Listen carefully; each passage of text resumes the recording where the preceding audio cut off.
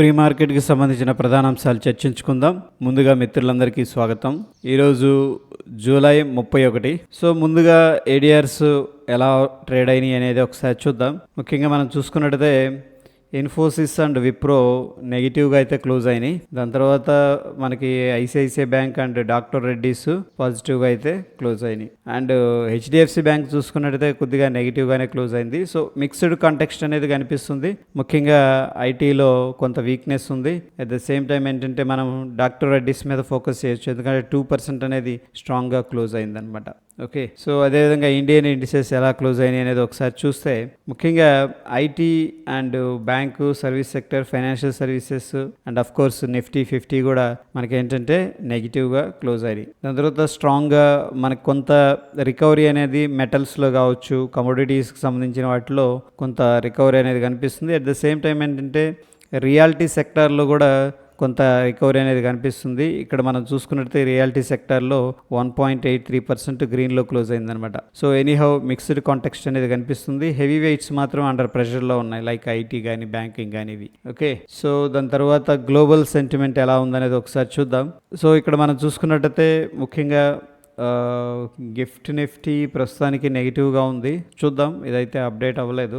And down Jones విషయానికి వస్తే ఇది కూడా ఫ్లాట్ టు నెగిటివ్గా ట్రేడ్ అవుతుంది. దాని తర్వాత ఫ్రాన్స్, రష్యా, ఓకే, చైనా వచ్చేసరికి పాజిటివ్గా అయితే ట్రేడ్ అవుతున్నాయి. అగైన్ ఏంటంటే ఓవరాల్గా మనం చూసుకున్నట్టయితే మిక్స్డ్ కాంటెక్స్ట్ అనేది గ్లోబల్గా సెంటిమెంట్ అనేది కనిపిస్తుంది. ఇక ఎకనామిక్ క్యాలెండర్ నిన్నటి రోజున ఎటువంటి ఈవెంట్స్ అనేది లేదు. అదేవిధంగా జపాన్కి సంబంధించిన industrial production month on month base చూసుకున్నట్టయితే నెగిటివ్ డేటా అనేది రావడం జరిగింది. అదేవిధంగా retail sales year on year basis చూసుకున్నట్టయితే ఫ్లాట్గా ఉందన్నమాట. సో ఇక్కడ చైనాకు సంబంధించిన డేటా వెరీ ఇంపార్టెంట్ డేటా ఇది. ఓకే, సో ఈ డేటా అనేది మనకి చాలా ఇన్ఫర్మేషన్ ఇస్తుంది. ఫండమెంటల్గా దాన్ని వాచ్ చేద్దాం. ఇక ఎఫ్ఐఎస్ విషయానికి వస్తే వాళ్ళు ఏంటంటే క్యాష్ మార్కెట్లో సెల్లింగ్ చేస్తున్నట్టు కొద్దిగా కనిపిస్తుంది. 1024 crores సెల్ చేశారు. డిఐఎస్ ఏమో 1634 కోట్లు క్యాష్ మార్కెట్లో బై చేసినట్టు తెలుస్తుంది. నెట్ టు నెట్ చూసుకున్నట్టయితే 610 కోట్లు క్యాష్ మార్కెట్లో ఇన్వెస్ట్మెంట్ జరిగినట్టు తెలుస్తుంది. సో ఎఫ్ఐఎస్ యాక్టివిటీ అయితే కొద్దిగా నెగిటివ్గానే కనిపిస్తుంది లాస్ట్ 2 days నుంచి మనం అబ్జర్వ్ చేసుకున్నట్టయితే. సో దీనివల్ల ఏంటంటే మనకి మార్కెట్లో కొద్దిగా ప్రెషర్లో ఉండే అవకాశం ఉంది. అదేవిధంగా ఎటువంటి స్టాక్స్ కూడా బ్యాన్ లిస్ట్లో అయితే కనిపించట్లేదు.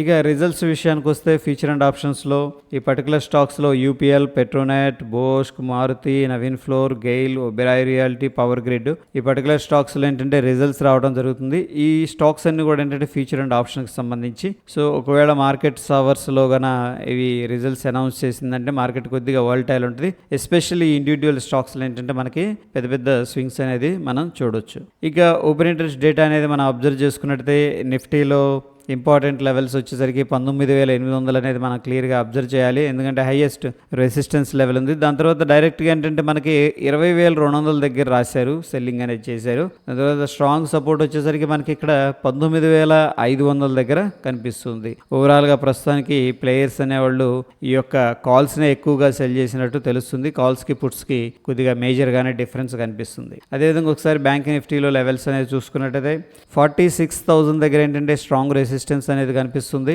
చాలా మంది ఏంటంటే 45,500 దగ్గర కాలు పుట్టు రెండు కూడా సెల్ చేసుకున్నారు. అండ్ 45,000 దగ్గర స్ట్రాంగ్ సపోర్ట్ అయితే కనిపిస్తుంది. దాని తర్వాత 45,200 దగ్గర కొద్దిగా సపోర్ట్ కనిపిస్తుంది. So as compare to puts ఏంటంటే కాల్స్ ఎక్కువగా సెల్ చేసినట్టు ఇక్కడ మనకి ఏంటంటే డేటా అనేది చెప్తుంది. అదేవిధంగా ఫిన్ నిఫ్టీ విషయానికి వస్తే ఫిన్ నిఫ్టీలో దాదాపుగా ఏంటంటే అన్ని కూడా ఎక్కువగా కాల్స్ సెల్ చేశారు. 20,500 దగ్గర హెవీగా కాల్స్ సెల్ చేశారు. దాని తర్వాత 20,600 దగ్గర ఎక్కువగా కాల్స్ అయితే సెల్ చేశారు. ఓవరాల్గా మనకు చూడగానే ఎక్కువగా కాల్స్ ఇక్కడ సెల్ చేసినట్టు తెలుస్తుంది. ఎనీహౌ ఓవరాల్గా బేరిష్ పొజిషన్స్ మార్కెట్లో బిల్డప్ చేసినట్టు క్లియర్గా తెలుస్తుంది. ఇక ఇండియా విక్స్ అనేది మనం అబ్జర్వ్ చేసుకున్నట్టయితే ప్రస్తుతానికి కూల్గా ఉంది. ఓకే, దగ్గర దగ్గర 3.6% నెగిటివ్గా ట్రేడ్ అయింది. సో ఎప్పుడైతే విక్స్ అనేది కూల్గా ఉంటుందో మార్కెట్లో ఏంటంటే స్టెబిలిటీ అనేది ఉంటుంది. దాని తర్వాత యుఎస్ మార్కెట్స్ అనేది మనం చూసుకున్నట్టయితే ప్రీవియస్గా ఇక్కడ రెసిస్టెన్స్ లెవెల్ అనేది కనిపిస్తూ ఉంది. ఇది 35,460 దగ్గర, సో 495 దగ్గర సేమ్ లెవెల్ అనేది ఇక్కడ మనకి మార్కెట్లో కొంత ప్రాఫిట్ బుకింగ్ అయితే చేసుకుంటుంది. అగ్రెసివ్ సెల్లింగ్ ఏం లేదు, కానీ కొంత ప్రాఫిట్ బుకింగ్ అయితే డౌ జోన్స్లో మనకు క్లియర్గా కనిపిస్తూ ఉంది. అండ్ మోరోవర్ ఏంటంటే ప్రీవియస్గా ఉన్న రెసిస్టెన్స్ లెవెల్ అయితే చక్కగా బ్రేక్అవుట్ అయి పైకి వెళ్ళిందనమాట. అదేవిధంగా నిఫ్టీ విషయానికి వస్తే మనకేంటంటే ఇక్కడ అప్ సైడ్ ట్రెండ్ లైన్ అనేది ఈ లెవెల్ దగ్గర కనిపిస్తుంది. అదేవిధంగా డౌన్ నుంచి మనం ట్రెండ్ లైన్ అనేది డ్రా చేసుకున్నట్టయితే ఈ యొక్క పర్టికులర్ ట్రెండ్ లైన్ అనేది ఏంటంటే మనకి సపోర్ట్ లాగా వర్కౌట్ అయ్యే అవకాశం ఉంది. సో దీని మీద కొద్దిగా ఫోకస్ చేయండి. ఈ యొక్క లెవెల్స్ ట్రెండ్ లైన్ వాచ్ చేయండి. దాని తర్వాత ఇంట్రాడే లెవెల్స్ వచ్చేసరికి మనకి 19,868, దాని తర్వాత 19,564. ఈ యొక్క రేంజ్ అనేది వెరీ వెరీ ఇంపార్టెంట్ రేంజ్ అనమాట. ఒకవేళ ఈ యొక్క రేంజ్ బ్రేక్ డౌన్ జరిగి ట్రెండ్ లైన్ సపోర్ట్ తీసుకుందంటే అక్కడ నుంచి కూడా మార్కెట్ అనేది మళ్ళీ అప్ సైడ్ వెళ్తుంది. అప్ సైడ్ వెళ్ళేటప్పుడు మనం ఏంటంటే ఈ యొక్క ట్రెండ్ లైన్ అప్ సైడ్ అనేది డ్రా చేసుకుందాం. ఆ యొక్క ట్రెండ్ లైన్ బ్రేక్అవుట్ అయితేనే మనం ఏంటంటే లాంగ్ అనేది ప్లాన్ చేసుకుందాం. ఓకే, అదేవిధంగా మనం ఫైనాన్షియల్ సర్వీసెస్ అనేది చూసుకున్నట్టయితే ప్రీవియస్గా డ్రా చేసుకున్న లెవెల్స్ సేమ్ ఏంటంటే ట్రెండ్ లైన్ దగ్గర అయితే మనకి ప్రస్తుతానికి ప్రాఫిట్ బుకింగ్ అనేది చేసుకుంటున్నారు. ఎవరైతే సెల్ చేశారో కొద్దిగా trend line and structural support అనేది కనిపిస్తుంది. ప్రీవియస్ స్వింగ్ లో ఇది ఈ యొక్క రెడ్ క్యాండిల్ కింద. సో ఇక్కడ మల్టిపుల్ సపోర్ట్ ఉంది కాబట్టి ఇక్కడ కొద్దిగా ప్రాఫిట్ బుకింగ్ అయితే చేసుకుంటున్నారు. ఈ యొక్క లెవెల్స్ అనేది అబ్జర్వ్ చేయాలి. ఇంట్రాడే వచ్చేసరికి మనకి 20,650, దాని తర్వాత 20,210 అనేది ఇంట్రాడే లెవెల్స్ అనమాట. అదేవిధంగా బ్యాంక్ నిఫ్టీలో కూడా సేమ్ లెవెల్స్ అనేది పార్టిసిపేట్ చేస్తుంది. ఏదైతే ట్రెండ్ లైన్ అనేది కనిపిస్తుందో అక్కడ ప్రాఫిట్ బుకింగ్ అయితే చేసుకున్నారు. అండ్ ప్రీవియస్ స్వింగ్ లో దగ్గర మళ్ళీ ప్రాఫిట్ బుకింగ్ అనేది చేసుకున్నారు. అంటే ఎవరైతే సెల్ చేశారో వాళ్ళు ఏంటంటే రికవర్ చేశారని చెప్పుకోవచ్చు. అండ్ ఇంట్రాడే కోసం ఏంటంటే 46,368 అండ్ 45,283 ఈ రెండు లెవెల్స్ కూడా వెరీ ఇంపార్టెంట్ లెవెల్స్ అనమాట. ఇక గిఫ్ట్ నిఫ్టీ విషయానికి వస్తే మనకి ప్రస్తుతానికి ఏంటంటే ప్రీవియస్గా ఈ యొక్క లెవెల్ దాకా రావడం అనేది జరిగింది కిందకి, బట్ గ్యాప్ అప్ అయింది మళ్ళీ. సో ప్రస్తుతానికి ఏంటంటే మనకి 53 పాయింట్లు అనేది గ్యాప్ అప్తో ట్రేడ్ అవుతుంది.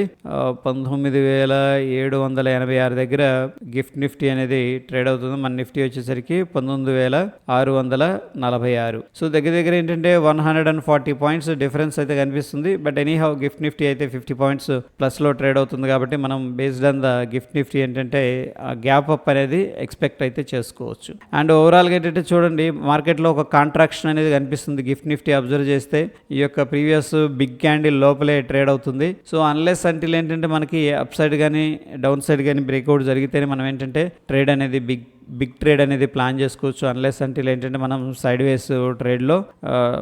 వేస్లో ఈ యొక్క స్ట్రాటజీస్ అనేది బిల్డప్ చేసుకోవచ్చు. ఇక టెక్నికల్ సమ్మరీ అనేది ఒకసారి చూస్తే ఇంతకుముందు మనకి ఏంటంటే బ్యాంక్ నిఫ్టీ డైలీలో చాలా స్ట్రాంగ్ బై, దాని తర్వాత బైక్ వచ్చిన ప్రస్తుతం న్యూట్రల్ అనేది సజెస్ట్ చేస్తుంది based on the oscillator and indicators. అదేవిధంగా మనం చూసుకున్నట్లయితే నిఫ్టీ 50 కూడా ఏంటంటే బై అనేది సజెస్ట్ చేస్తుంది based on the oscillators and indicators అనమాట.